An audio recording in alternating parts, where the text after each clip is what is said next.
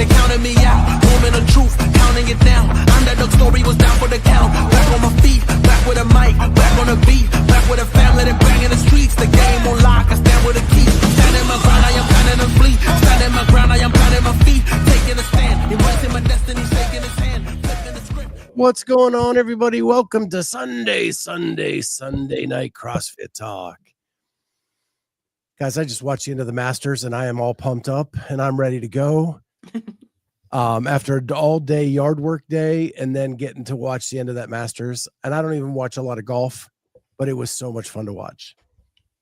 Yeah, we were watching at dinner and you had to tell me the result because I only got to see the playoff up to the second shot. So I didn't get to see their putts. So I needed to know who won. Yeah, so, you know, I've told everybody in the lunch shows that I've been watching Full Swing. And because of that, I've really fallen in love with Rory McIlroy because of what I learned about him and how he stepped up in certain situations for the PGA.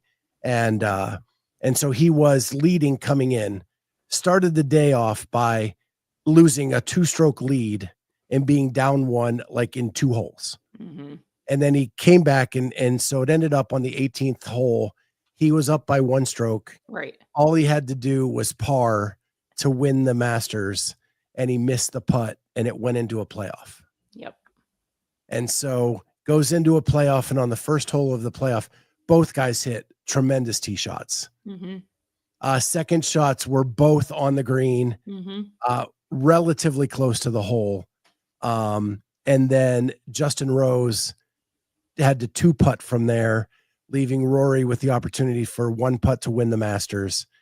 And he does it on the first hole of the playoff to complete the Grand Slam after an 11-year wait of the 3rd component. So after he won the 3rd of 3 Grand Slam events, it took him 11 years to get the Masters to finish it. Jeez. And nobody else has taken more than 3 years to finish it who has done it. So it's pretty cool. I've seen so many clips of like the kids and the wives hitting like tee shots and putts and stuff. And I've thought that was really cute. There's been some great shots out of these kids. And Andrew Sten, I thought Rory was going to choke completely. Very happy he won though. Yeah, it was one thing I've learned watching Full Swing is like the pressure on these guys in the final holes of these tournaments. Everybody chokes a little. It's just who's going to choke the least. Right. Because the pressure is just insane. And the money is insane. I can't even imagine. What do they win for the Masters? That's the biggest one of them all. It's got it. So in Full Swing, after every tournament win, they show you the prize money. And some of them are like $5, $6, $7 million. But if you finish like 3rd, it's like 500 grand. So the drop from win to like down is pretty far. Right. But in the first season of Full Swing, Rory wins the FedEx Cup, which is like the big PGA championship at the end of the year. That's $18 million. And that was 4 years ago when the first season of Full Swing came out. Let's see what they win this time. But insane. And so much, like, that's what's awesome about sport, right? Is like the best golfer in the world can choke. Oh, yeah. And yeah. And so at least I got that with a win with Rory because my Pirates have lost to Andrew Sten's Reds all weekend long. We got swept. It was horrible. It says here 4.2 million for the Masters winner. Nice. Pretty good payday. Second is 2.268. Third is 1.428. A 10th place is 567,000. Jeez. We did the wrong sport, guys. Wrong Yeah. sport. I would choke for sure. I can't. Carolyn, you've tried 8 of them. Golf wasn't one of them. No. So yeah, before we get into a couple other things, bracket winners, I'm going to make the announcement that the women's bracket challenge for Clydesdale Media, the winner was Jamie Latimer. Woo! And then I put my wrong bracket in the men's. I won in my other group with my men's bracket. I don't know what I did. I submitted a second bracket in yours. I would have won in the men's also. Well, on the men's side, Brett Owsley, Masters athlete, 40 to 44-year-old division. He ended up winning on the men's side of the bracket. So Who has the best average though? it's probably you. Probably you. I took second in the men's. I'm a CrossFitter, all right. I took second in the men's, but I didn't do. But when Juju got the knee injury, my women's went in the tank. Yeah. So, hey, Lido, are you here? I don't know who Lido is, but okay. And Lynn, we do have the phone hooked up for you tonight. Once we get to the catch up, we will show the number. If people want to call in tonight, you are open to do that, because we're going to do a little bit of leaderboard looking for the Masters because we didn't get to do that last week. We're going to talk about the requirements because that's been a hot topic all week. And then we're going to talk about the judging fiasco that happened at Mayhem. And that took me forever to find the evidence on all that. And I finally have it all. But what went down there. And then we're going to do Ask Jamie and Carolyne questions. Cool. And then we'll wrap it up with WFP and French Throwdown being the same weekend and the impact that's already having. And what could that mean for the future? Copasurs next week. We'll knock that out now. And then William Leahy got married. So congratulations to him. Wow. But we've not been able to talk about this for a couple weeks. And Julian is asking, do you guys talk about Reacher finale? We're going to talk about it right now. Let's go. So you two are going to talk about it because I have no idea. You're missing out, man. So the Reacher finale happened 2 weeks ago now. Man, it's been insane. Insane what happened to me in the last 2 weeks. But Reacher was the least of my concerns. Yeah. But it ended up being a typical Reacher finale. And that high energy, high action, the whole bit, everything you tune into Reacher for, with a nice little twist at the end. What were your thoughts, Miss Latimer? I liked it. I was curious how they were going to get it all wrapped up. I liked it. I liked the fight scene with the big guy and Reacher. I mean, that needed to come to a head. So I enjoyed that. And I liked how it ended. Mm-hmm. Very comically and very efficiently. Yeah. And then, yeah. And every episode, I think that he deserves to be with the romantic interest in the season. Yeah. And it spoiler alert, it never happens. Right. And this season it happens for a different reason than typical. Yeah. Which is kind of, he didn't have to say his usual spiel. Right. But I think she was the favorite of all of the romantic interests he's had. Yeah. She has been my favorite in all the seasons. Yeah, I liked her. So, but we had another finale this season or this week, and that was The Pit. Have you seen it yet? I haven't seen this week. So I watched last week's. I have not gotten to this week's, unfortunately. Dang it. Well, you hadn't watched last week, so I figured you'd be behind. All caught up. All caught up now. Yep. I can't wait to see the finale of Pit. So what I'll say is, like, it ends not how I expected. Oh boy. And not in a bad way. I think it was after contemplation, I think it's the right way to end the season. Okay. And I actually saw an interview with Noah Wiley where he kind of explains it. And once you see it, we'll talk about it a little bit more. But I think it was the appropriate way to do it. But I don't want to have any spoilers because it's only been a couple days. So I'll leave it. Yeah. I'll leave it out there for people to watch the Pit finale in case you are following along with the rest of us. But wow, that was one of the best shows that's been on TV in a long time. it's been a good year for television. Landman was awesome. Pit was awesome. Reacher 3. And I'm sure there's going to be a Reacher 4. And now there's going to be a spinoff of Reacher with, I can't ever remember, Neely. Oh. Neely is getting her own spinoff show, which is the only other character that appears in every season of Reacher other than Reacher himself. And Pitt is season 2 is coming out in like January. They're filming here coming up at like June. I saw. Yeah, the writers are already together. Yeah. Working on it. That's awesome. It will leapfrog 10 months into the future and happen on the July 4th holiday. Oh boy.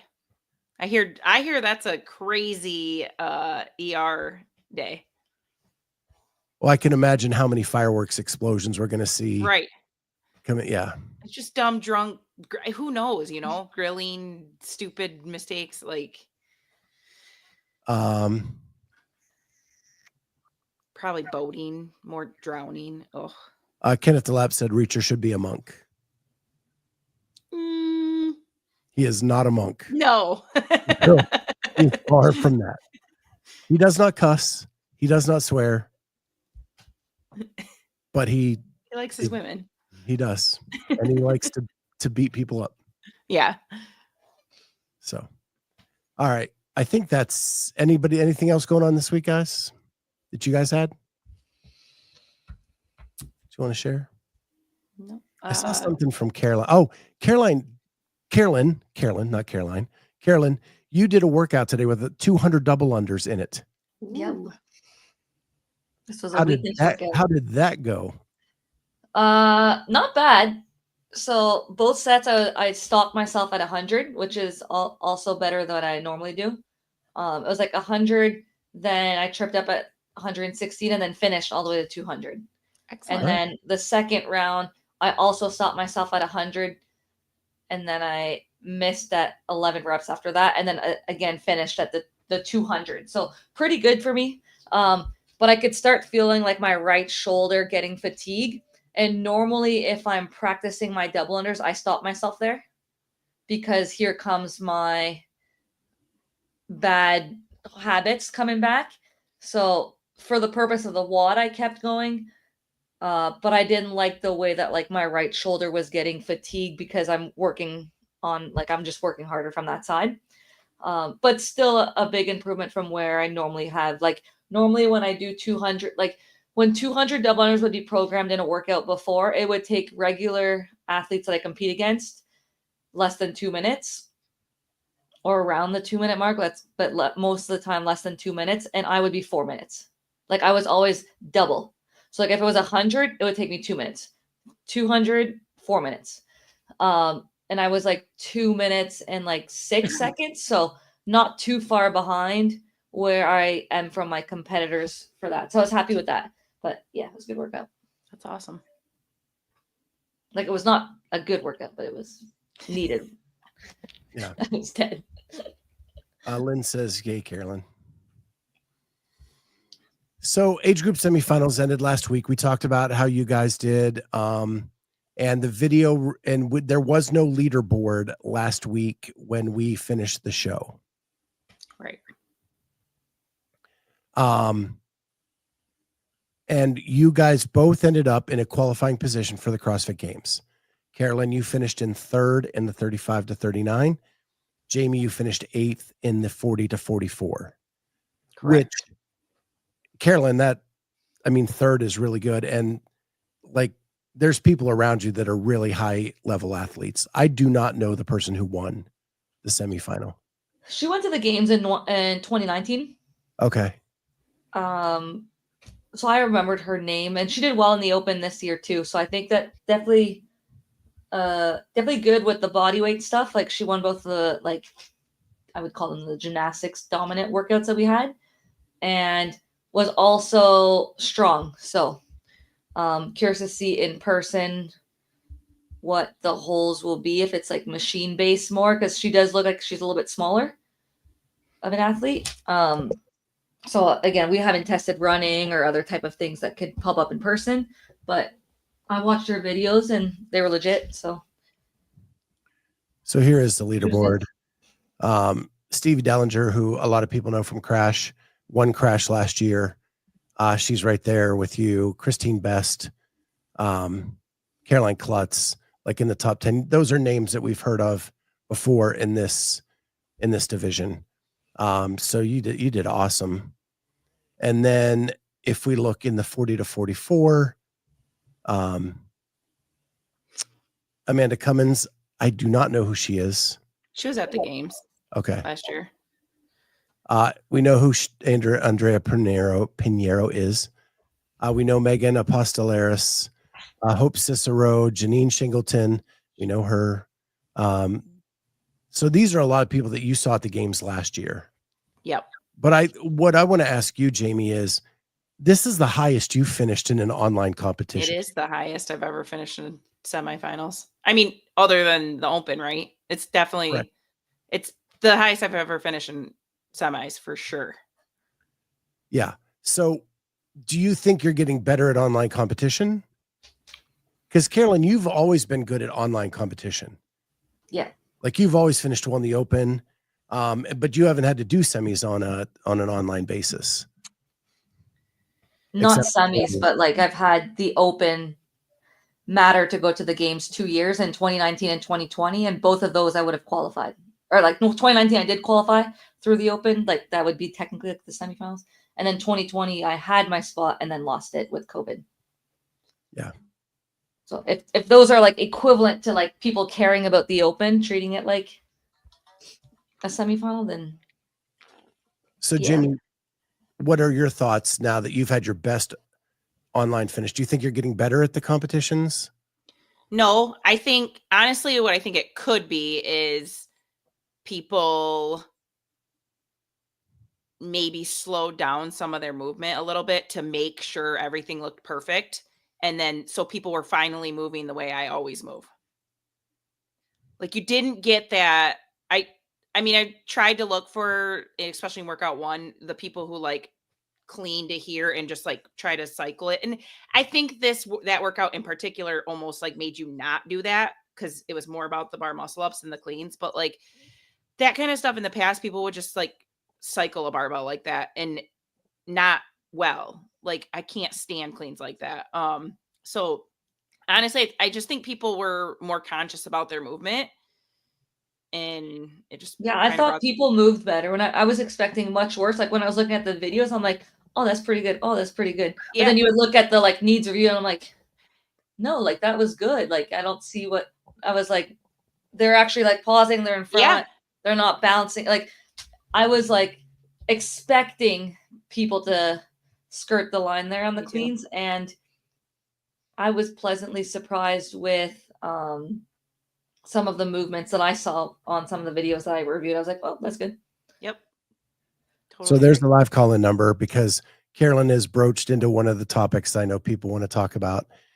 And that is the review process publicly.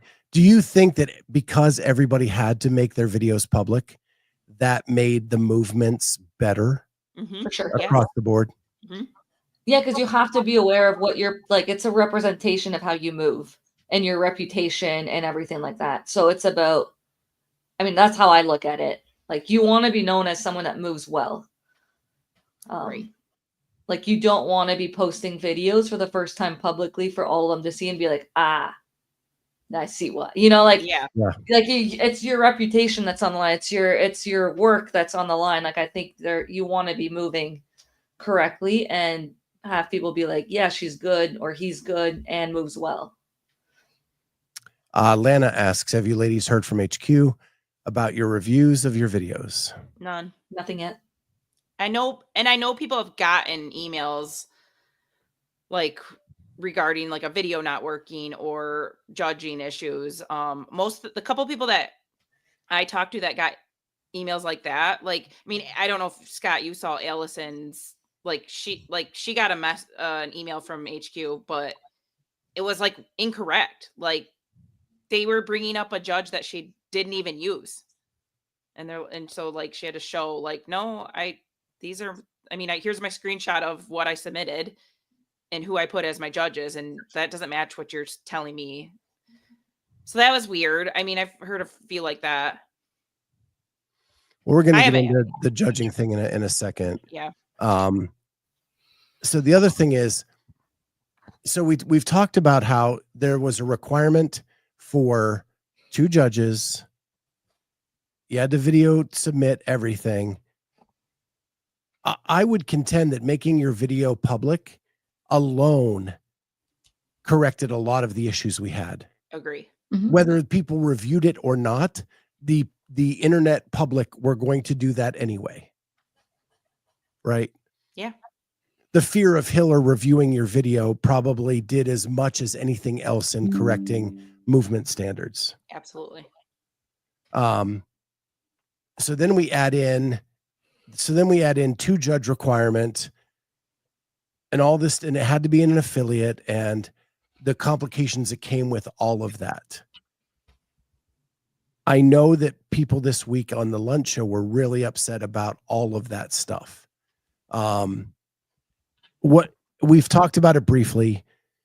Now that it's all over and you've had time to decompress, what parts would you change? So, I mean, like, I think the public video is probably sufficient. I've said this to several people. I think I understand what CrossFit's trying to do. And I know, like, Sarah Cooper was talking the one week that I was talking about it, trying to push the affiliate stuff. I get it. I understand what we're trying to do. However, CrossFit doesn't oversee affiliates. Like, that's always been business owners run things the way they want to run things. And that's fine. I agree. But, like, if you aren't going to force affiliates to participate, then I don't see how you can really force athletes to participate. I think that double standard is not okay. If I'm not able to just walk into a box next door and walk in and do it because that box doesn't want to, that's a problem. Yeah. So you've actually had the problem of trying to find a location that will allow you to do workouts. Correct. In your area. So that further complicated you just trying to get your scores in the door. Right. The other thing it did to me with the 2 judges and the affiliate thing is most masters athletes are working adults, and they're trying to fit this into their schedule. We took away 1 full day of submission because last year it was Monday night. Now it's Sunday. Right. And then basically if you were lucky, you had time for 1 redo. And they added 1 workout in comparison to last year. Because I think you guys had 4 last year and there was 5 this year. Yep. So 1 more workout, 1 less day for the masters. Yeah. I didn't And you had to that. schedule 3 people to be able to do that. Yeah. I'm usually a fan of more workouts and less time. I almost think opening it up maybe would take the urgency out of it, and people being willing to come in on a Saturday all day. Like, people would maybe be like, here, I have 2 hours this day, 2 hours this day. And that may cause more of a headache as opposed to we got to do this weekend. We basically just need to open our doors from 8 to 6 p.m. and get what we can done. So I kind of preferred the time frame, and I prefer that it's 5 workouts. Yeah, you might have to do 2 in one day. Oh, well, figure it out. Well, the games you're going to have to do 2 or 3. Exactly. I mean, it probably should have been forced in order, which it was. That's how it was. Like, your password only gave you only had a password for the first 2 workouts and then the next 2 workouts. I kind of prefer that, although you can still do the second one first. So it doesn't really force the order per se, just a little bit. But yeah, I don't know. I don't know that shortening the time frame was the problem per se. Like I said, there's sometimes given too much time can also be a problem. Yeah. They could still force the order by actually just sending an email on the Saturday of what the password is for. Yeah. Like that's one way you do it. You can release the workouts on the Monday and then know that you have the first 2 or 3 to submit by the Saturday. And then at Saturday at a certain time, they email for the second password for the last 2 or something. Dex is in the house. Love a forced order. Yeah. Like, it's definitely doable. It's just people that have work obligations that could just do them all in one day. Like, it just facilitates for the online, but I get that we're trying to professionalize it. So you can argue both ways. Yeah. That people don't do this full time that are doing it. And people would complain. Yeah, for sure. They would. So my opinion is the thing that needed to change happened, and that is the public videos for everybody. The one change I want to see happen is a comment section where you have to say what went wrong. Exactly. You have to say why you're marking it down. And maybe even the time that you see it. Yeah. What? Yeah. Timestamp didn't reach extension, or you could say didn't reach extension on any of blah, right. or but it's like, it's just ridiculous. Cause like, could you imagine if we rewatched, let's say, Mayhem workouts and we paused, because people are pausing the videos and everything, and you assessed penalties on every workout. Like, in the email that CrossFit Games sends, like, it literally says to, watch the entire video at regular speed. Do not slow down the video to look for for certain things. Like, don't pause the video. Watch the video one time through. Needs review indicates a pattern of missed movement standards by the judge and athlete. Like, you still are like it says, make your assessments based on a reasonable expectation of a judge working in a live environment. Like, you have to still trust that there's 2 level 1 judges there. Just because the angle that you see on the camera, you're like, ooh, is that something? Ooh, needs review. Like, yep. Like, can you imagine if we watched Mayhem again and then we went and assessed penalties on every single workout, zooming in and stopping everything? Like, it's absolutely ridiculous. Like, you have to at least, these reviews should be kind of looking for something that's standing out repetitively and being like, this is not good here. These reps weren't done in the right order. They missed this round, or like you lunged 6 times instead of 10 times. But like, sometimes like a call on the field stands too a little bit. Like you can't, I don't know. Does that make sense? Oh, 100%. Like, the only reason people should have been clicking needs review is if measurements were off, weights were off, clearly reps were off, or they did the wrong movement. Your like angle of lockout here, or what you think the turnaround looked like on a lunge. The lunge one was hammered by everyone. And I think that's ridiculous. Like, that one, you're probably gonna have to, unless you didn't do the number of lunges, or you clearly didn't stand up, or you're like kind of walking through. Or the most egregious one that I saw was people that did rebounding box jump overs. And that's the only video that I clicked needs review on, was you did the wrong movement. I saw people that I could question lockout. I could question hand placement on handstand walking. You could question a whole lot of things, but like, I'm not going to be that picky. Like, you either did the movements and you did the number, or you didn't, you did the wrong movement, like rebound box jump overs. And that's it. That's the only reason I'm going to. Yeah, I saw one girl do 6 instead of 10, and I was like, okay, that one needs to be. But like, other than that, like, I was like, oh, this person moves well. Oh, looks pretty good. Like, don't good. you wish you could tell HQ they only did 6 reps instead of 10? Yes. Then it would make it easier for them to look for that. Like, right. Or you could say they did rebounding box jumps, and that was prohibited in the standard. Yeah. Lana says, and I want to correct, apparently you could comment without even opening the video. You had to push play. Once you push play, you could then vote. You couldn't comment. There was no comment. No comment. But vote, yeah. Dex says, do not roast outfit. Corey says, please roast my outfit. It's the only way I get views on my video.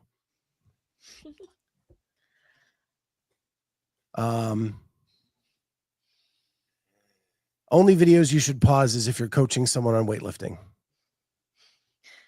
But it's like you have Not two judging ever. you have 2 level 1 judges there, 2 judges that took the $10 course, the $50 advanced course, and then you have people that take the $10 course and don't watch the videos and just vote with no reasoning. Like, that's the issue. It's like, Yeah.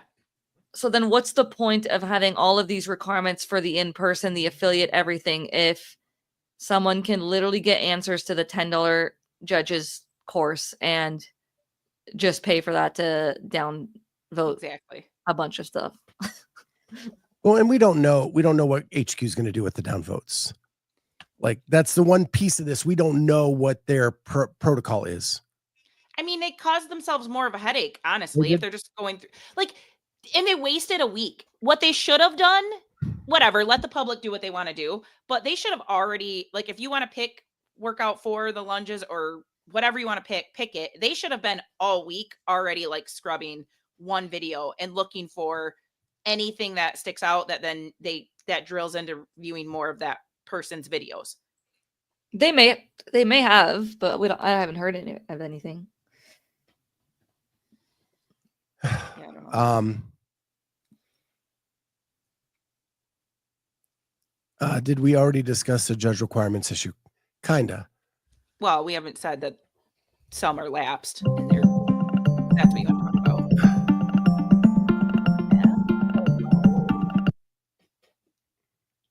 Hello? What? Hello? Can you hear me? Yes, I can hear you. Can you hear me? Yeah. Hi, everyone. Sorry, this is Lynn. Hi, Lynn. Hi, Lynn. Hi. I got heated, I think, over lunch the other day, and I decided I had to call in just to get everyone's idea. I just don't see how CrossFit HQ didn't see this coming. Like, I think it's kind of like rookie mistakes that they made. I understand that they always throw out things that don't work out, like the previous year, and then just try something completely new. But it's such a rookie move to not have people already see this coming. Like, if you do a practice run of this, you can see the downsides of all of it. We could all see this coming the first day that we saw the videos of everyone, and they had like 39 people saying needs review. So how did they not see this coming? I just don't understand. Because even in the open, there was no Dropbox thingy of like why you're saying the video is bad. I thought that they would for the semifinals like change that, but I guess people could have brought it up or should have brought it up maybe in the open that there was nothing like that. Because there used to be that. Think we all assumed it would be like it used to be. You commented timestamp what you saw, what they need to review. Yeah, exactly. And it used to be that way 5 years ago when I was still judging. You could comment and timestamp what you saw.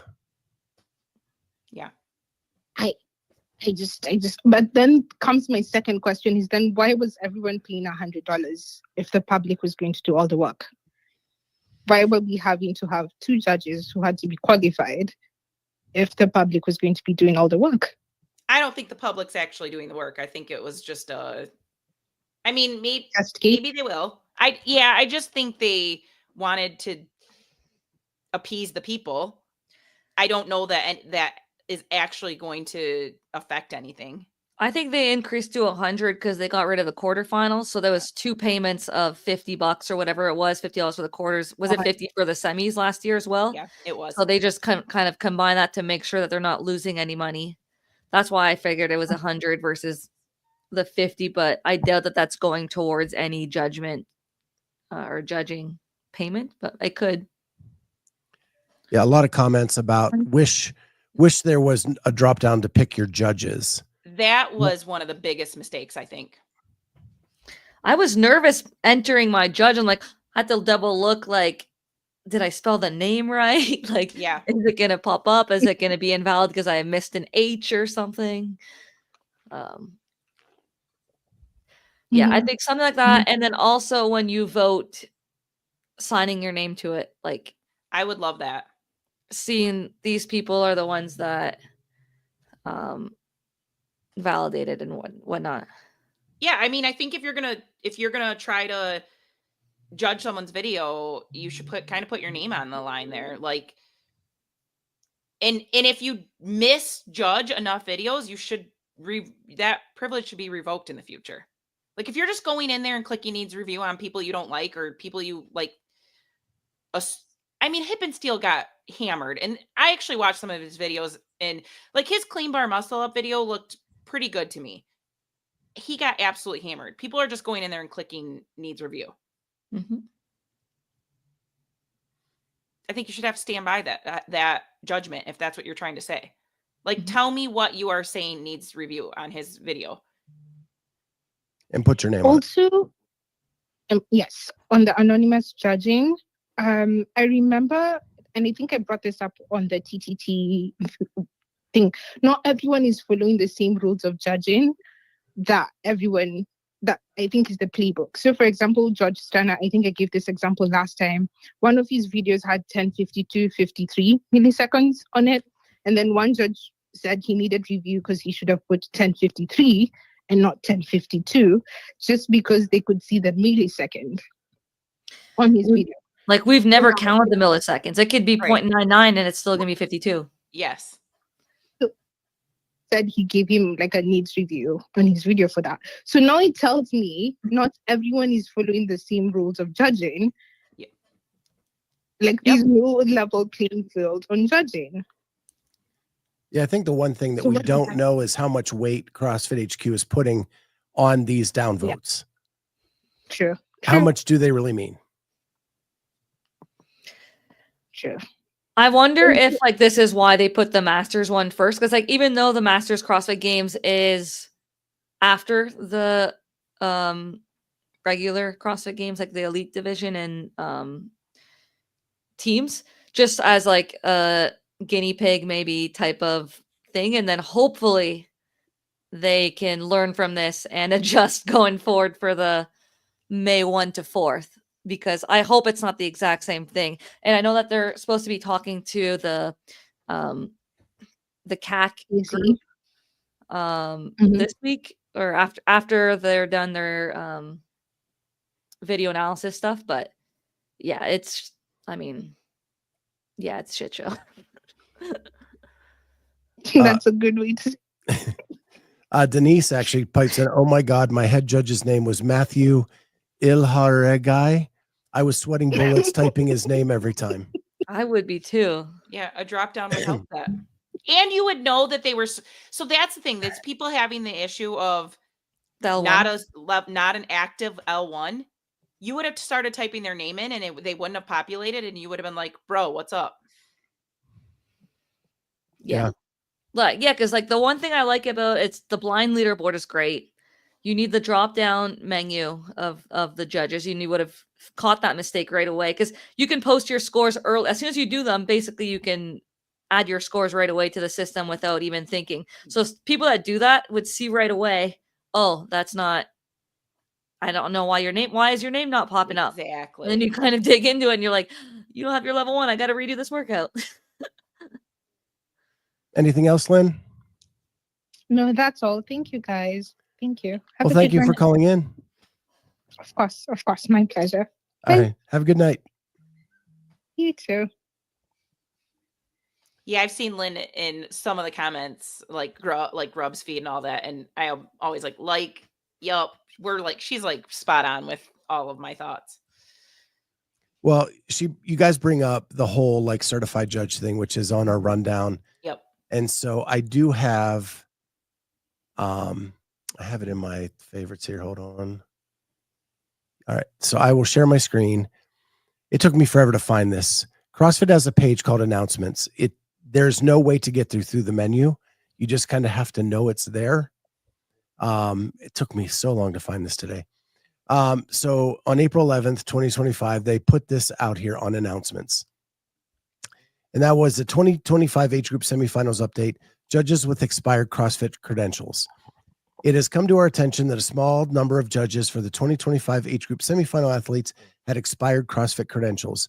According to the competition requirements stated in the rulebook, an athlete's workout must be judged by both a floor judge and head judge who hold a current L1 or higher to receive a valid score. Many of the involved athletes took the extra step to secure head judge from an outside entity where they expected a qualified judging environment. Unfortunately, they did not receive that. While the onus is on the athletes to confirm the correct credentials, since this is a new process and the affected athletes believe their judges were credentialed, we will be dedicating extensive resources to review submitted videos and update the athlete scores based on the outcomes of the review. To ensure a fair outcome and uphold the standards of competition, CrossFit will proceed with the following course of action. All affected scores will temporarily be changed to 0. CrossFit's internal review team, composed of qualified judges, will then conduct a full video review of each of the affected workouts submitted. Athletes will receive new modified scores based on the outcome of those reviews, and all updated scores will be reflected on the leaderboard prior to the finalization of Monday, April 21st.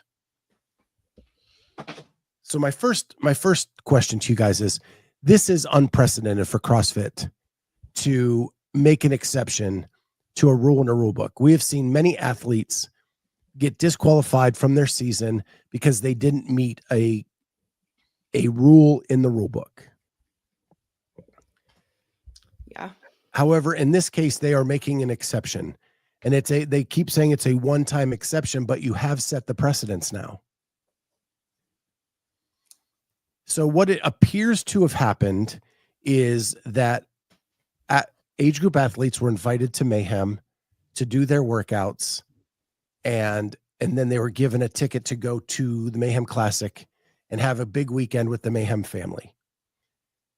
Mayhem hired a group of judges to come down and judge the competition. In addition, I guess they paid extra for them to also judge the age group athletes in the morning. Some of those judges their credentials had expired. So I did verify this because I know some of the Mayhem athletes from behind the scenes last year, and I will share my screen. I think it's this one. So our very own bracket winner on the men's side, Brett Owsley, is one of the Mayhem athletes. So you can see his score here. And when you go to the second, third, fourth, and fifth workouts, they are all 0. If you click on the video of those workouts, you can actually see that he has done reps. Like, there's no way that this should be 0.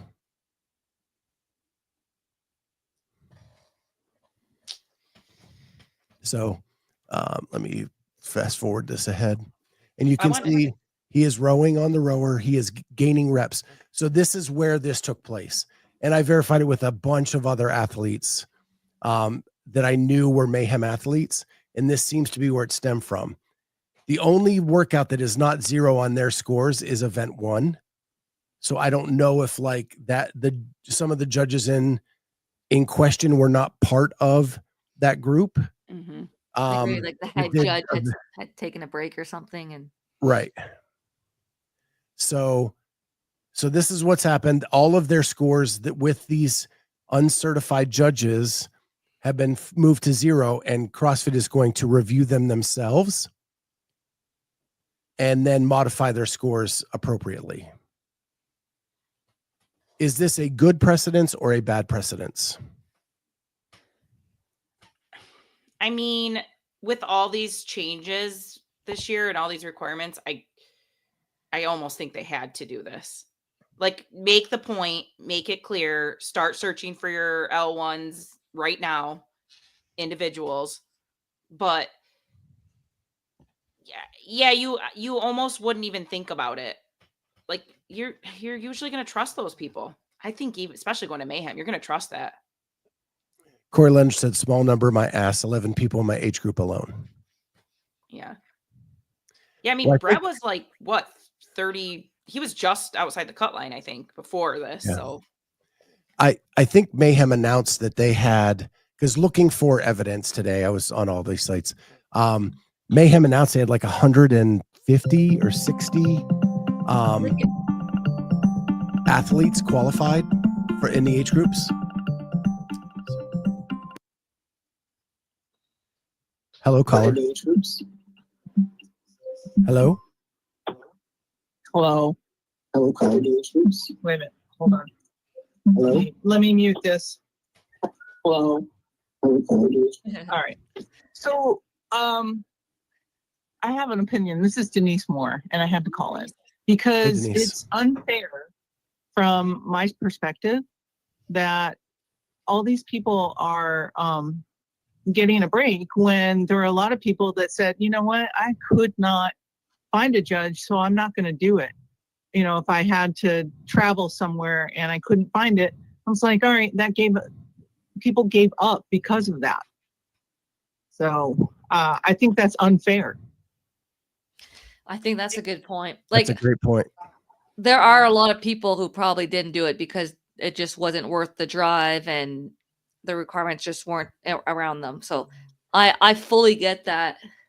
And then the other part of me as an athlete, I look at the videos and I'm like, man, that sucks for those athletes, because it's like their score is proven right there. Like they have all everything, like they did the workout, it's on video, we see the workout, it's done within the time frame, like they followed every other thing. So it's tough because you see both sides of it.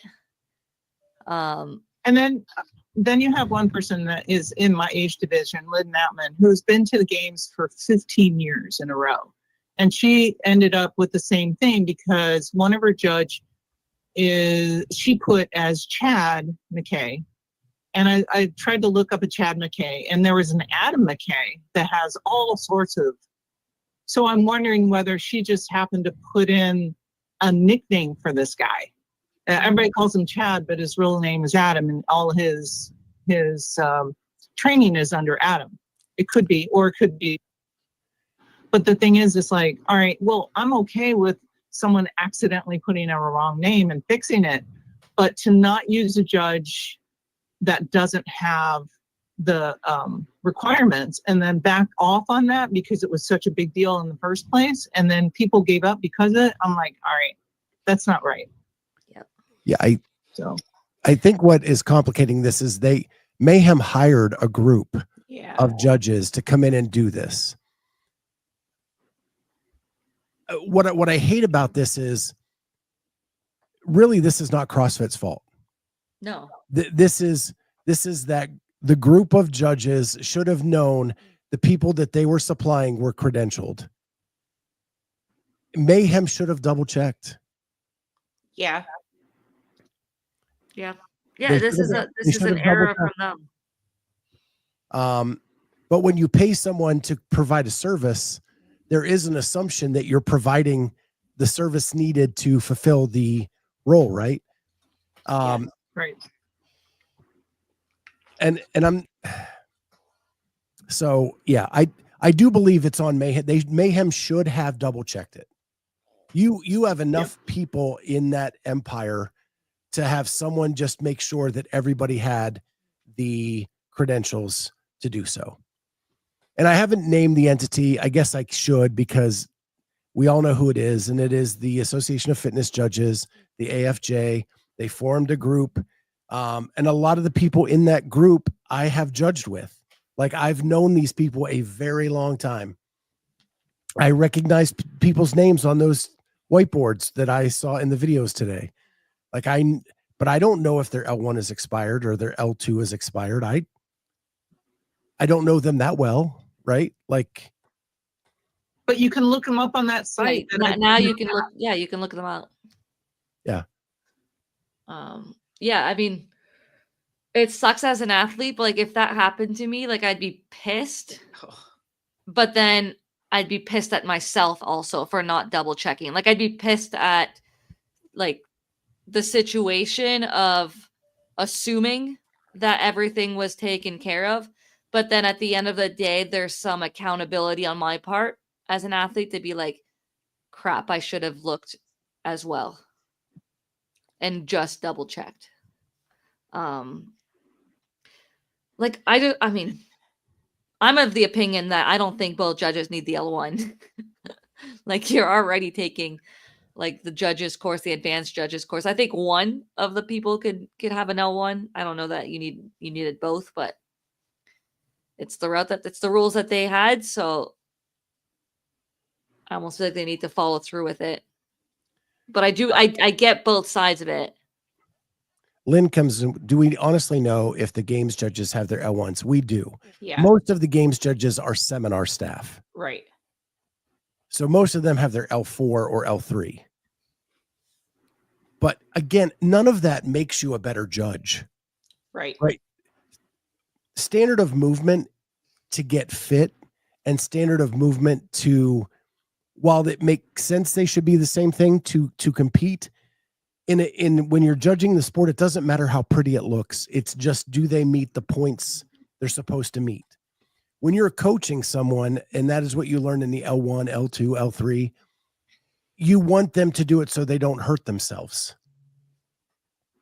It just reminds me also of like the situation with Annika a few years, right? Like she had the video, she had the proof that she did it within the time frame with the timestamp and everything. And it's like, whether it was a computer glitch or she forgot to submit on time, like she tried giving that video and they just said no, and it was the same thing for like YouTube stuff that people had trouble with last year. Like either it was like their video was private or something like that, and then they couldn't open it and it was like 0, like it didn't matter. And they stood still on that. I think it was to Freya, if I remember, like had happened something with her YouTube link, and they're like, nope, that's 0. Like, and the proof was there that the athletes had done the work. And like, I guess what's the difference between that and this scenario where you see the athletes proof of them doing the work within the time frame, but it doesn't go under the rules that they followed. So like Annika gets a no, and these people get a second chance. You could see Annika's video, everything was good, she was fit enough to qualify, and they're like, nope. And then these people, you see that they're good enough, but because it's Mayhem, maybe. That was my next question, but Yeah. but Denise, Roby, while I have yeah. you on, do you have anything else? No, I wanted to let you guys go, but his name is Matthew Ilarege. Okay. That's how you pronounce his name. I'm just glad I don't have to spell it myself. So He's my personal coach too. I call him Matt I. So, Yeah. all there right. you go. Have a good night. Well, thanks, Bye, Denise. Denise. Bye. Well, Like, 2 calls on our first. Is there a difference? Like, is there a major difference with the point that I'm making there? Like a score submission that's late, or? I don't think so. I think you brought up the point. It's Mayhem. We've been picking on Mayhem, and I love Rich. Rich is like my old OG crush. And but they have 150 or 60 athletes, whatever it was they announced. It would be a huge disruption in the season to lose that many athletes, and it is Rich and Mayhem, and I think that is why they got the exception. If this happened at TTT, like the TTT hired the AFJ judges, to come in and do the open one year or quarterfinals or semis, whatever it was, and CrossFit overrode what the judges did on the floor and booted the people out. Mm-hmm. And TTT didn't get the benefit of the doubt. Yeah. TTT didn't use AFJ this year. Oh, why would you? I mean, at this point, like, because it didn't matter. Again, I love a lot of these people. I've been with these people in the pits, but why didn't you have a spreadsheet with everybody's expiration dates on this? You should have had a database of your staff and when their expiration of their certifications were, and make sure that everybody was qualified before you let them take the floor. Because now, who's going to hire you to come in and do this? Agree. And the AFJ stuff, like, it's great. Like, they're doing a great job, and I think that they're really pushing things forward. And it, was most definitely an honest mistake by, whether it's one or a few of their judges. But there's been a lot of honest mistakes as well, like for other athletes and other situations, and it's always been no. So it's just surprising that this one was we'll judge the videos then. Yeah. Yeah, Because I of think course the intention wasn't from those judges that like they didn't mean to screw over the athletes. Like, You know when your L1 is expired though. Like, yeah, no, you get a lot of certification or a lot of emails about it. Because my L2 was almost expired, and then I had to hurry up and do another L2. It is it's happening to expiring others. in 90 days, in 60 days, and the third, Yeah. like it was. Lana's right. It is happening to others. So other people are getting the benefit of Mayhem's pull, I would say.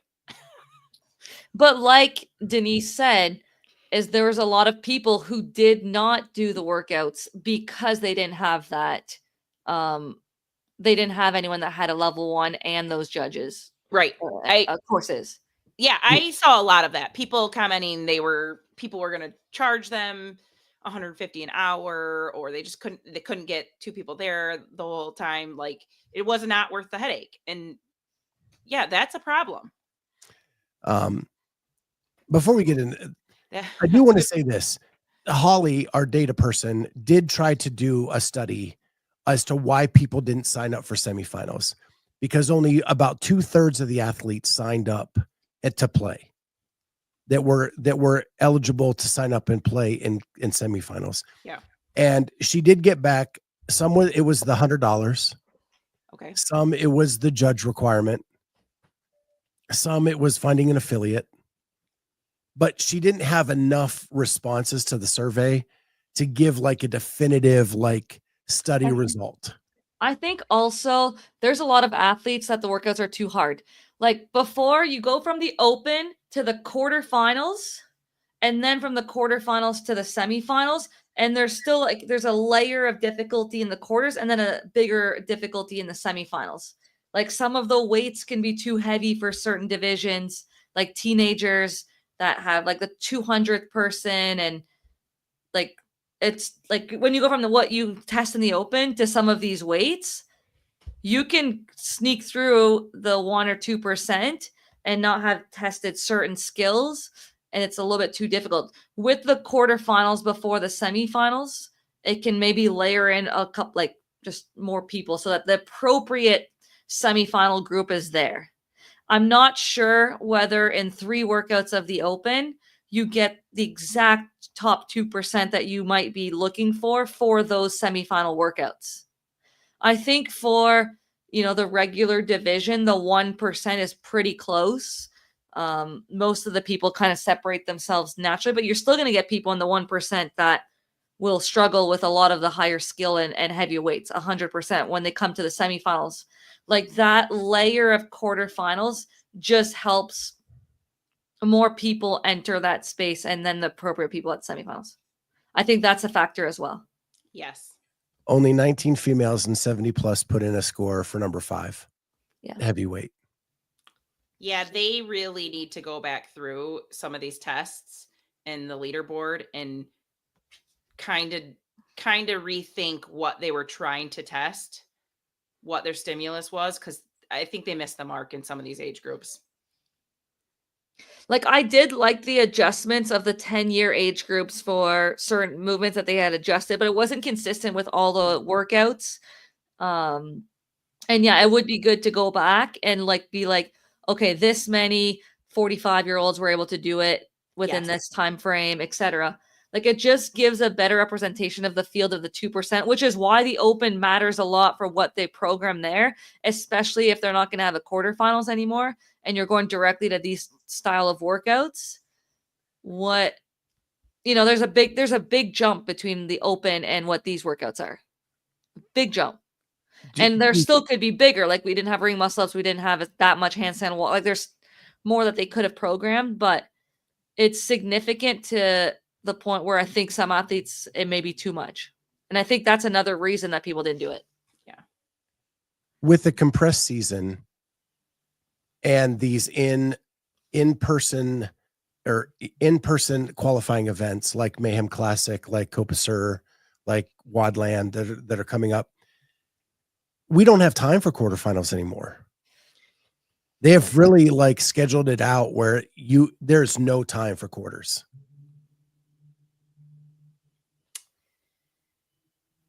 Could you maybe do A Like, 4-week open or that or like I'm hard thinking in my head, like, could we still do the 3-week open and then close the first. following week is quarters, but it's like They don't have time for the video review.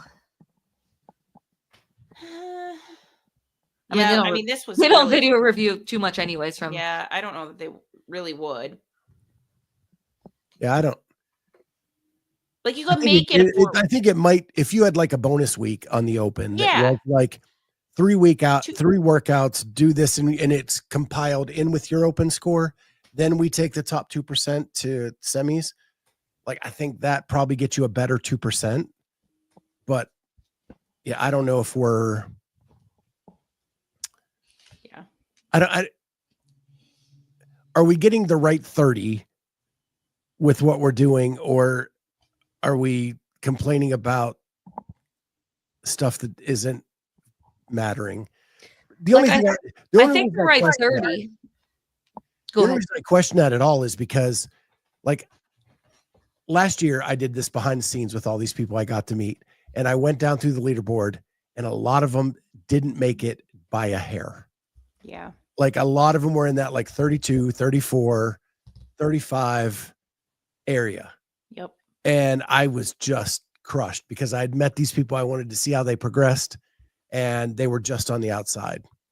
And that's where I wonder if we haven't done enough.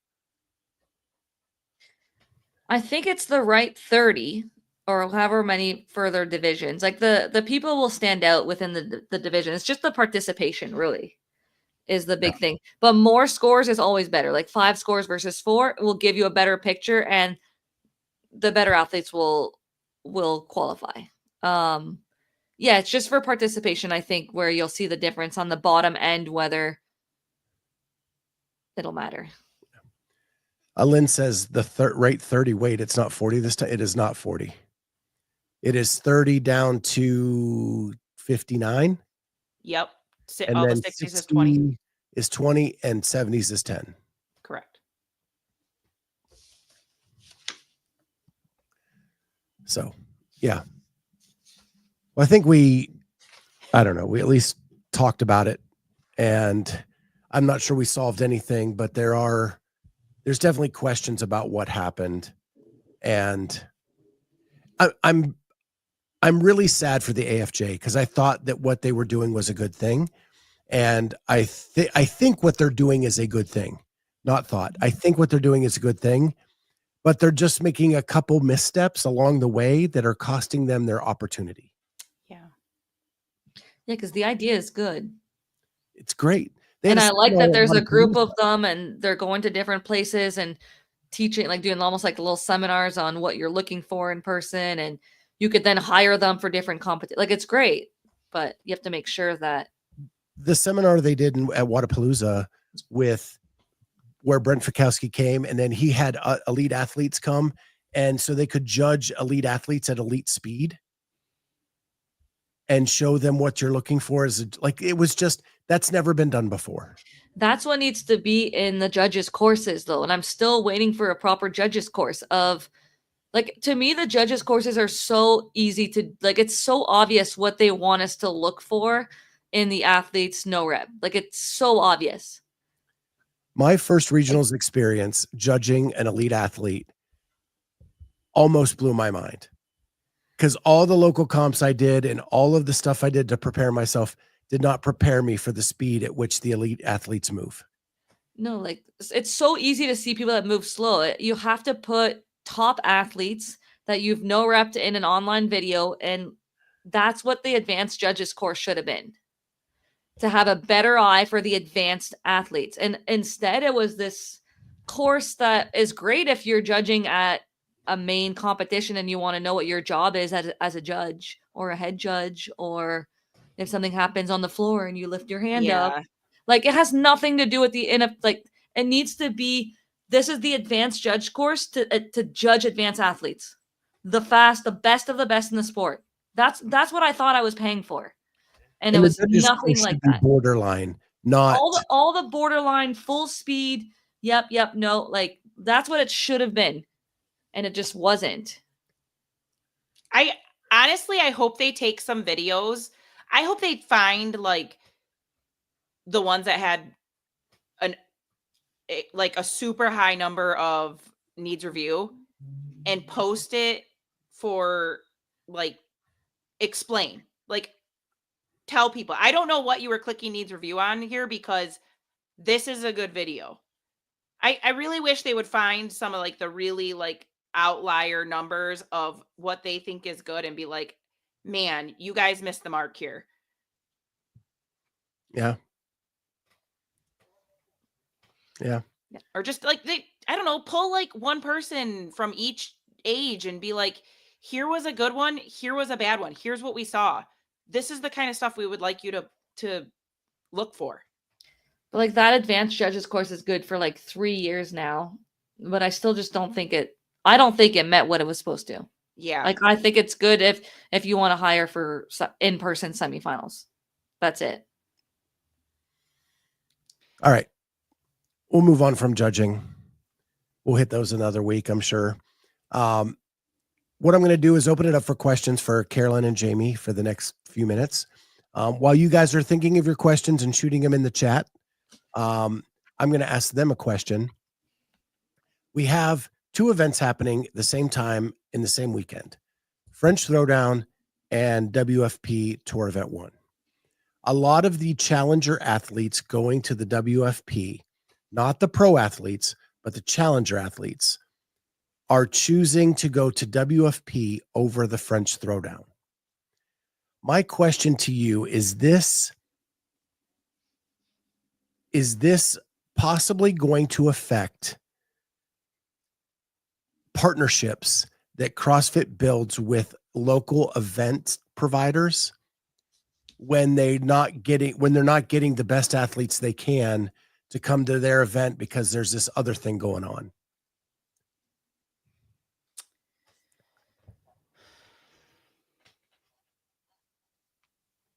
I mean, we knew this was going to happen. Yeah, we did. I'm trying to think the impact that this is going to have on the event organizers of French Throwdown. Like the French Throwdown's been around a long time. Yeah, and so I don't know that this is going to affect like their ticket sales for them I honestly don't know how this. I can't imagine it's going to have a significant impact to the French Throwdown's bottom line.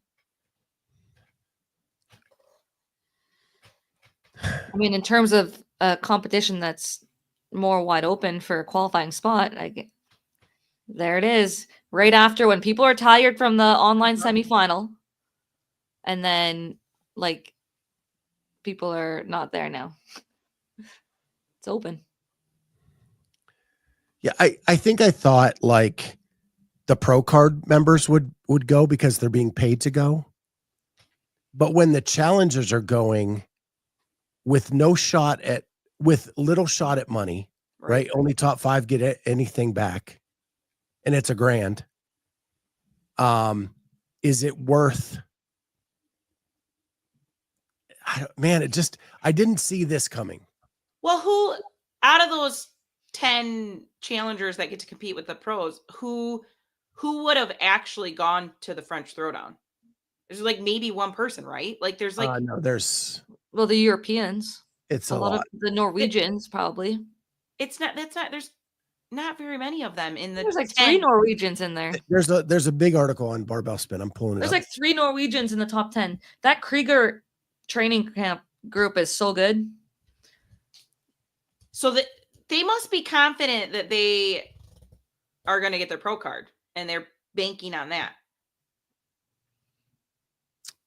Well, especially with the finals being in Europe, like I think that they're trying to get some points in. I mean, you're only going to want to fly over there once. Like Linda is here at TTT, lives here. So it is. Here's the list.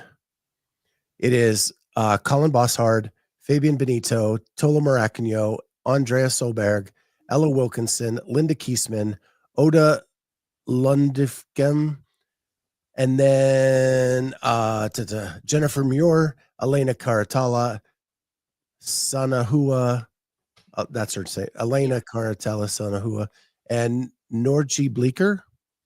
Yeah. Are those athletes going to the WOD Fest one or whatever the span? No, they have accepted their invite to the World Fitness Projects Tour Event 1. Yeah, but are they going to the first European one, not the second European? Like the French Showdown is the Boston? second European. Yeah.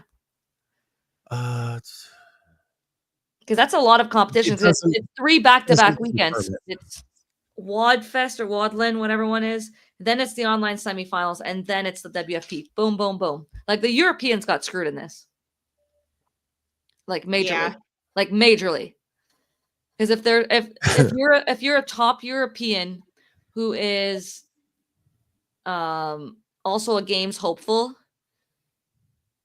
like you're literally needing to compete back to back, and you have to be traveling. Like there's just no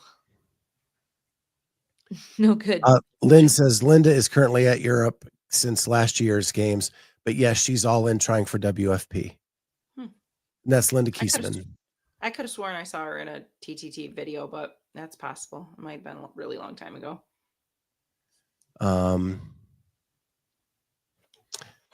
CrossFit said that list sounded like all the people on Be Friendly Fitness. God. I mean, they're good. Those were good names. They are good Like names. we just care about the North American ones, but all those names there, like I recognize all of them, and they're Right, yeah. legit every competition. Right. Like I think Yeah. Brian's done a good job of like the European athletes, and because like a lot of them, like I know now from the online qualifier, and I'm like, oh, these are good, especially the Krieger group. Like that, those Norwegians are definitely coming. Phil B said, would they have drew a crowd? Europe draws crowds. Always, They are not Throwdown like is us. sold out all the time. Yeah. That's always been like probably a top 2 of the European competitions. Like they always do well. We already know the workouts for Wadlin and All of them, or I don't know, or just a couple. I think just a few. Well, I think they're programmed by Mayhem, so I think just take the classic, So shake okay. it up a little bit, and put it back. And that may be a choice on some of those athletes who are like, that's not going to be, I'm not making top 2. I already know. And so let's go do this WFP. This is what I get. Like if you are, and just because I know it's Colton Mertens has a legit shot at getting a pro card, right? Mm-hmm. That is guaranteed cash. Mm-hmm. I get it. I get throwing your hat in the ring to go after it. But when you're finishing like down the list of the qualifiers and you're in the Challengers series getting the lower points, you really have to decide, is that going to be enough if you qualify for the next one to launch you into the finals? Could be. You got to take that. I feel like you got to take that shot, because otherwise all people are going to think that, and everyone's not going to make one of the events, and you blew your shot because you didn't go. I mean, I think a lot of the pro athletes are all banking on the online semifinals, and they're competing back-to-back weekends right there. And like the pro athletes aren't even going to be fresh at the WFP. Like I don't get why the WFP had to be that weekend. Like I think it's a horrible weekend when all of your athletes are looking to do the online semifinals, and you're putting them in a position to go back-to-back weekends. I think that's dumb. I don't understand why they put that WFP event right there. I'm sure it came down to venue, like getting a venue. I don't know. Maybe I'm wrong. Maybe they are of the idea that they're going to be able to compete head to head.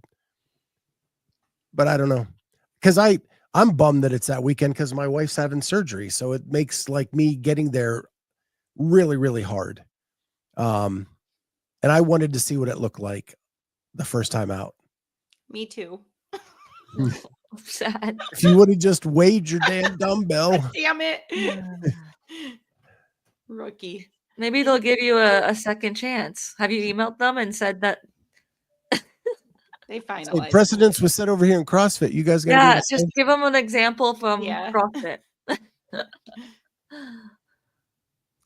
Aaron Fraser says better shot at trying to get your pro card than top 2 at semis. I honestly think maybe. I think so. I agree with that.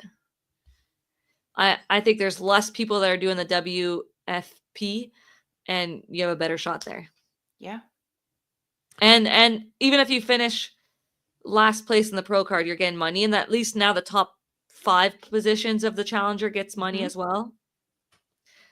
Lynn's going. She's excited for the vendors and the meet and greets. My plan is at the very least going over on Saturday, because I can drive it and drive home that night. If I can get someone just to stay with Julie that day, then I can drive over and drive back, because it's only 2.5 hours. So I'm hoping I can do that, and at least see what it looks like and what they're doing with the community, because I think that's where things are missing in the CrossFit like in-person events. I thought that like Syndicate really stepped it up with that outdoor team event that they held last year. I just wish more people knew about it, because it was, I mean, if you could have the chance to compete against Rich and Rory, like, why not? I think Boz competed too, right? Rory, Boz, Rich, like to take the floor with those guys in a fun competition. Why not? Any questions for Jamie and Carolyne tonight? I missed a lot of stuff that went by. I didn't see any questions. Okay. Doesn't have to be about CrossFit. It can be anything.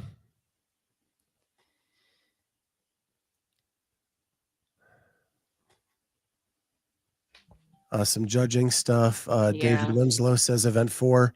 I think the judges were picky because it specifically said that both feet must be in line on the ground after crossing the 15-foot line. In the demo video, the athlete showed 2 different standards. And Carolyne, where are you doing semis? In affiliate at my home affiliate, and then NorCal.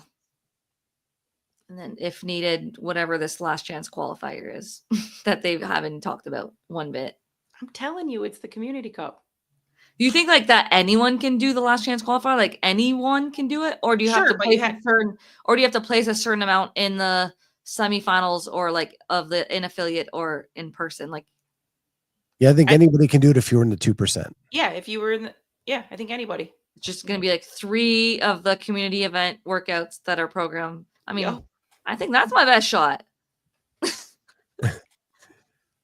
Lynn says, when are we getting the Clydesdale meet and greet? You got it last year in Knoxville at the Syndicate Crown.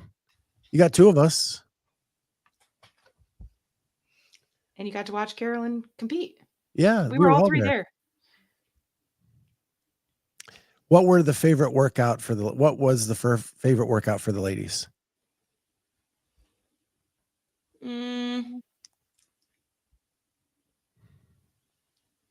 I think the bar muscle up one was fine. I liked the bar muscle up one.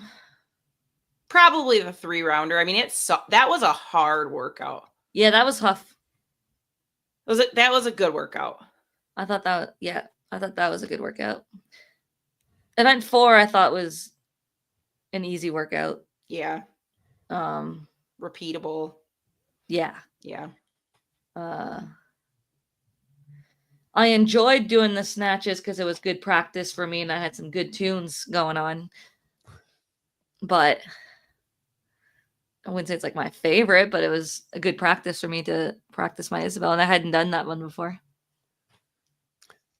Speaking of tunes, I don't know if you heard Corey talk on Wednesday that he was all ramped up to do one of the workouts, and like a song was on. It was his vibe. He was getting it, and he's like, "All right, I'm ready to go. Because the right song's on. Let's go." And he like gets halfway down the lane, and his wife turns the music because she doesn't like the song, and he loses his mind. Typical wives. She should know better. My wife hits the radio button so much when I'm like listening to a song and jamming out, and then she'll be like, "I hate that song." Boom. And then, are you kidding me? So I felt his pain. And for that, for event 4, I asked that specific question to CrossFit. They didn't pick it. I literally asked that question. I was like, "Can you turn? Do you have to finish facing that way, then turn. I was like, because over 10 times it would be faster to turn around. And they never answered it, and they didn't put it in the questions that they picked. And like, that's the result of a bunch of people also doing that. Like, that was a legit question of people racing. And like, in a competition, you can always do that. Correct. Always. You never have to you just have to finish. You have to finish the line, and your hips need to be extended. We've never needed to be feet. Like, when you go through, your feet can be like off to an angle. It doesn't matter. It's your hip extension, and like, you've gone through. Anytime that people have done lunges, they've turned around, but they just never answered the question. I think that was a mistake for them to not address that question, because that's a legit like question. That I agree, in a though. Sprint workout. That is the reason that workout specifically is getting hammered by. For sure it is.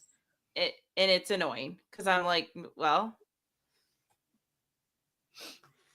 CrossFit asks, are we going to be disappointed by every stream and production after the Mayhem one? Probably. If you did not see the debrief by Rich and crew, they paid nearly $200,000 for that stream. Wow. It was great, though. They did a great job. They did. Which he explained why they started in the afternoon. Are you, before I say I thought it was because of the age group. Nope. Before my next thing.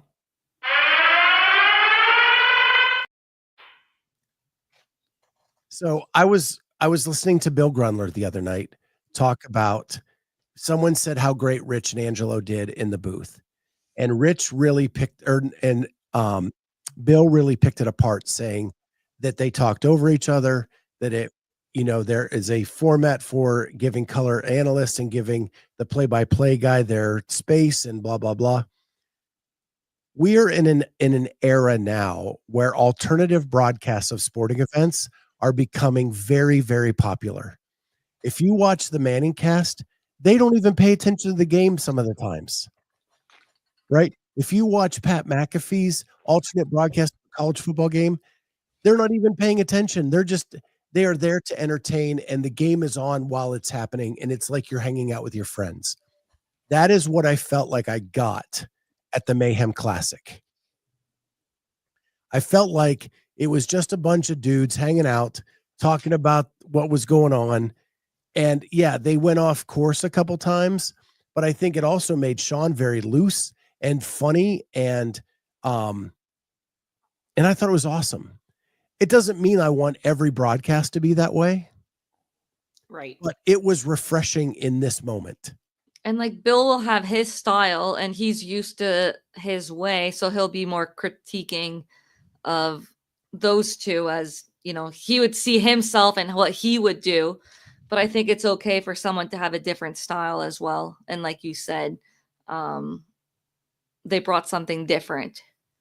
And, it might not be for everyone, but I thought that they did a good job. And yeah, they were chirping the athletes. Like, you wouldn't see that kind of stuff in a professional like broadcast. But for the people that know, Rich and Angelo, and can kind of appreciate their thought process on the workout, or them knowing the athletes, it just brought a different perspective. And I thought that it was still very good. Corey's got a point here. I'm actually surprised that Bill was so critical, because of the way like that went with John at Crash. Like, I don't know. I just like that went well at Crash. I felt like, again, it's different. Like, I'm cool with different. I don't need the same thing over and over again. But, right. But again, we don't know. Maybe he didn't get asked, and then he wanted to be there, and it could be him being critical in that position, because you don't know. I get what he's getting at. I get it. The traditional booth has rules, right? But we're in an era of sports where traditional booth isn't always what is most popular. And it's okay. If you're trying to grow the sport, we need to try different things, new things. That's all I'm saying. Yeah, we can evolve, like, in terms of what's popular. And I love Bill. I think he's a good color analyst, and Yep. I love what he does. And so when you get a little bit of this and a little bit of that, it makes for a nice season. And he did a great job with the Masters last year. Mm-hmm. Like he was doing did. like He was all talking the it divisions for the entire day and crushed it. He did. Which is not something that's like easy to do, to just rewatch the same workout for all of those heats. But yeah, so it's a different taste for different people. On a lighter note, any vacations planned for this year, and where after Cancun, Jamie? No vacations planned. Carolyne? NorCal? I rarely go on a vacation that's not like sports related. Right. I mean, I'll be in California at some point in the summer, and that's about it. I'm going to Montana in a week and a half. Really? My daughter's moving there. Oh yeah, that's right. I have to. Yep, I remember. Yep. So we're loading up the pickup truck. Headed out. We're going to Mount Rushmore and the Badlands, and then we're going to Montana. That's awesome. So that'll be fun. Nice bonding moment with my daughter too, when it's just her and I.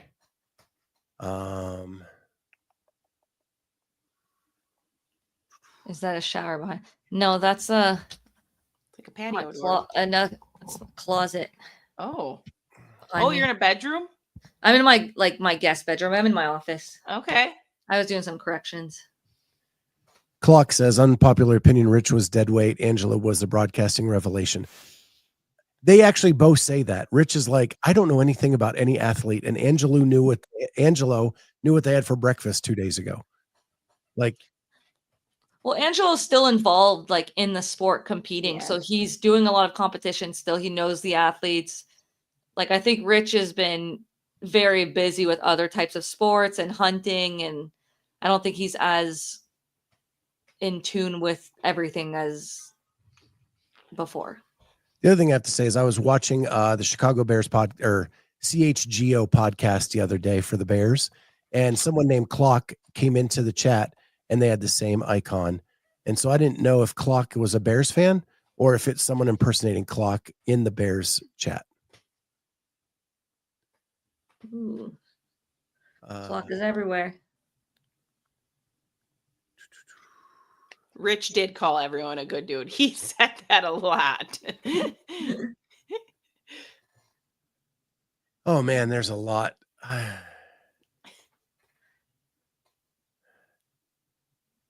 Scott wishing you great weather. Yeah, that's going to be great. Favorite song. Oh, missed it. Man. Favorite song right now. Man, I don't even know. I haven't even listened to the radio in a while. Yeah, I don't really have a favorite song right now. I tend to listen to the same stuff like all the time. A lot of Whitney is on my playlist. That's probably my favorite. I am obsessed with Teddy Swims right now. He's got a great voice. I have both of his albums. I can just put them on, play them cover to cover, and they're just amazing. I think he is an amazing human being. And I just got the Elton John, Brandy Carlisle album, and it is phenomenal. Who Believes in Angels is an awesome song. If you've not heard it. Have not heard it. I mostly just listen to Morgan Wallen, so. You love him. You love him, Scott. Oh my gosh, on the road every morning. I think Jamie, he has a sing good along. voice. I don't know if I like him as a person for some of the things that he has said and done. But his voice is good. Lynn says Pink Pony Club. That's a banger. I love that song. Clock says there's an army of clocks on YouTube. Teddy Swims is ridiculous. He is. He's got a great voice. And my wife watches American Idol. I just kind of hear it in the background sometimes. And like people try to sing him. They try to sing him like him. Don't try to sing like him. Nobody can. Do it your own way, but don't like try to sing like him because, man. It's soulful. Random, but favorite thing watching everyone's videos was everyone introducing themselves 1,000 times. Yeah. it is the little idiosyncrasies of like Travis Mayer introducing himself in a wacky way on every video, because you could tell he was bored being the head judge. So one time he has the hood up, one time he has his shirt over his head, one time he's like it. He made it fun. Mm-hmm. I would just get nervous that I'm forgetting something because I forgot to say fitness 25 on one of my attempts for event 4.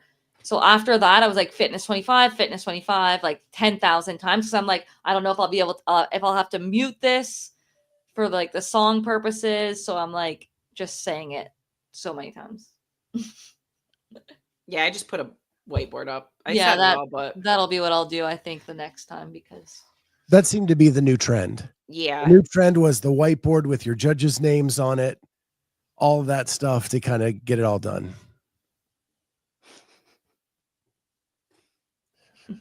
Lynn says Carolyne was like, this is event 4 or 3. No, 2. I do that a lot. What are we doing?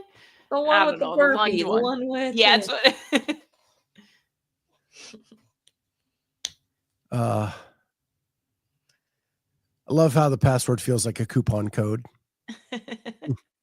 Buy one, get one free on your CrossFit workouts. I did like that they released them early on the Monday, though, this year versus just the floor plan. Did you like knowing the workouts on the Monday just to plan your weekend?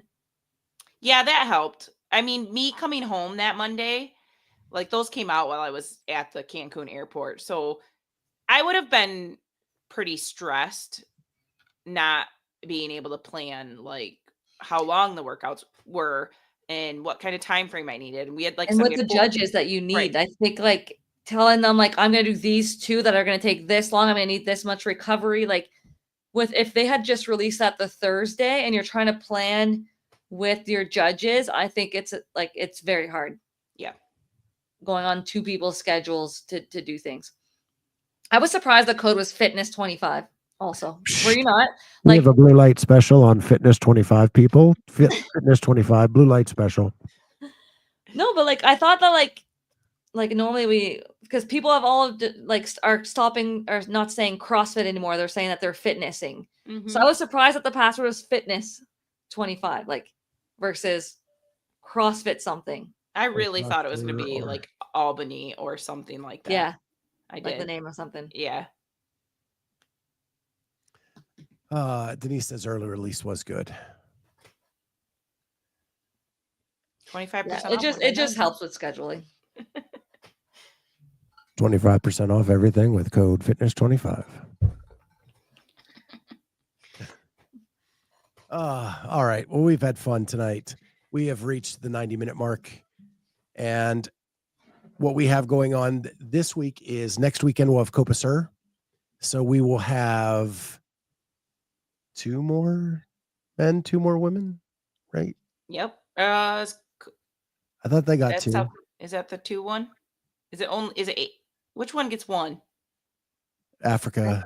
Okay. I think South America gets 2. They do. Africa's the only one that gets 1. In Dave's weekend review, he's like, "Oh, this is the top 30 that we're gonna get because you can go anywhere." And I'm like, "Does he not know his own rules?" I was so angry watching because that. I was like, "No, it's not." Rules.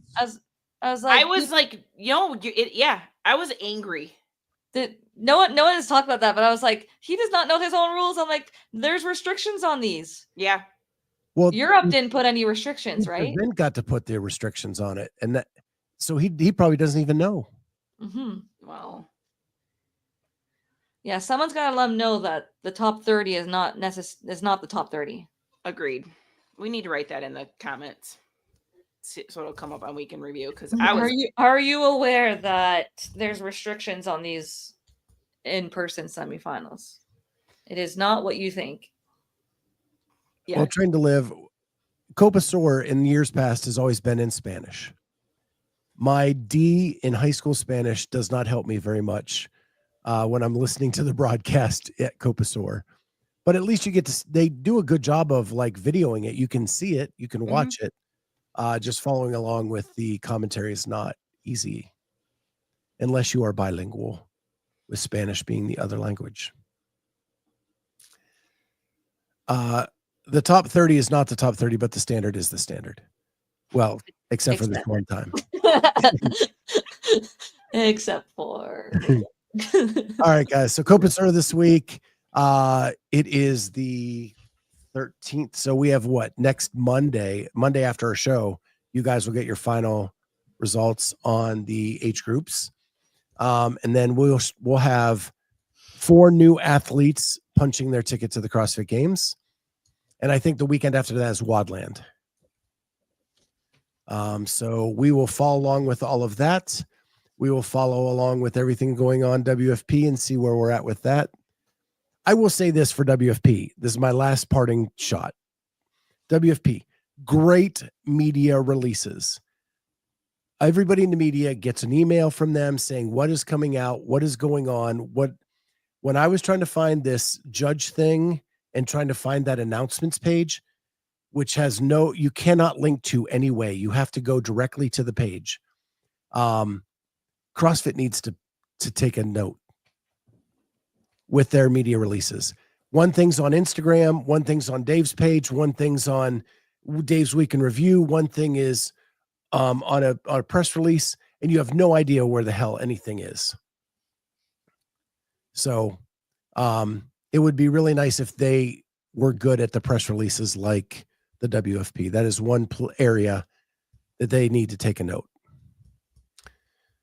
Other than that, we're going to head out of here. Thank you so much for being here tonight. It was our first night of phone calls. We got a couple. Thank you, Denise and Lynn, for calling into the show. You guys were awesome. And can't wait to see you guys again next Sunday night. I'm going to say happy birthday to my son tomorrow. He turns 18. Oh, big 18. Wow, that's a big one.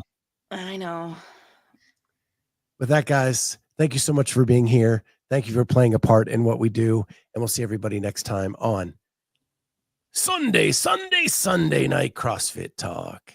Fitness Special 25.